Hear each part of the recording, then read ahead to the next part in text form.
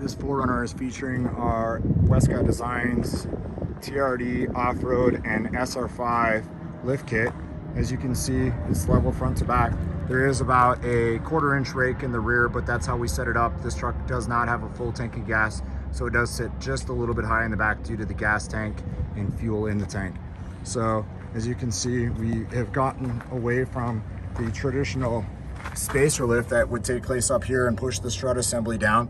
And we have put in our preload collar here up in the front, which you can see right here in the bottom. That is our collar right there. And that collar is designed to put preload on the spring and make the suspension work as it's designed to. It actually enhances the ride. The ride is much smoother now with it, and it has gotten rid of a lot of the dipping in the front of it. So works really well.